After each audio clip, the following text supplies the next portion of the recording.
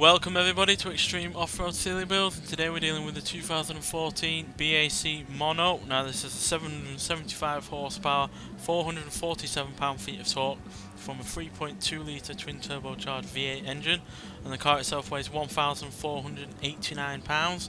It's got off-road suspension, all-wheel drive and off-road tyres, and it can do 0 to 60 in 2.103 seconds, 0 to 104.702 seconds, going into a top speed of 249 miles an hour.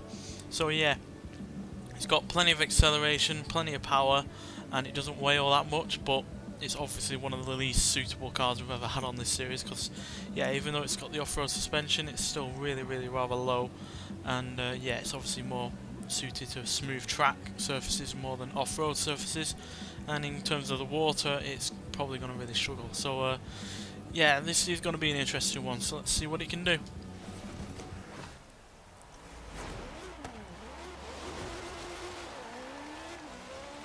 As you can see, it's no slouch in terms of acceleration. Obviously it's not only got the off-road surfaces to deal with and the water, but the fact it's got all-wheel drive as well, because it was only rear-wheel drive originally. But hopefully, because it is such a lightweight car and it handles so good, I might be able to overcome some of these elements.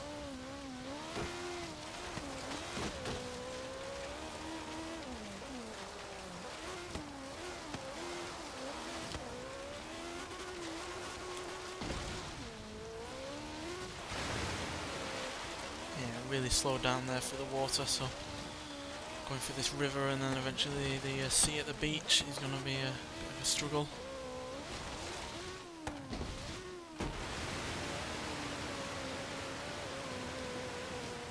Yeah, we're struggling to really get up to 80 mile an hour there.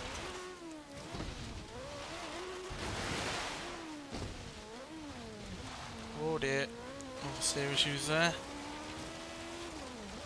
So yeah, not only has it got a far bigger engine than it had originally, but it's turbocharged, which it wasn't originally, and well, at least I think it wasn't, and it's yeah, got a lot more power. So yeah, this car's dealing with a lot of things that are different from what it was originally, and also dealing with it being well out of its comfort zone.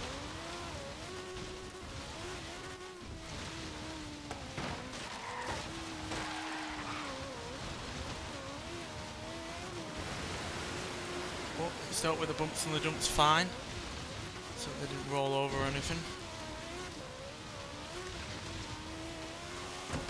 Acceleration wise, it's really rather good, getting up to nearly 170 mile an hour there, which might well be a record, quite frankly.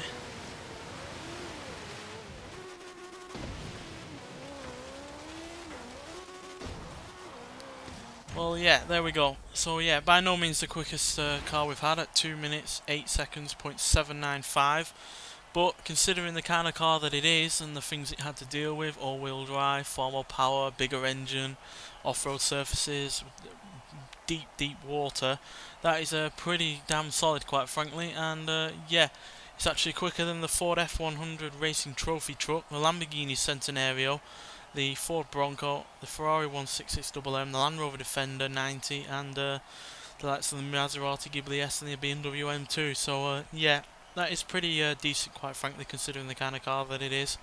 And yeah, it overcame pretty much all of those troubles. Yes, it wasn't that quick for the water, but in terms of dealing with the off-road elements like the bumps and the jumps, it was really rather fine.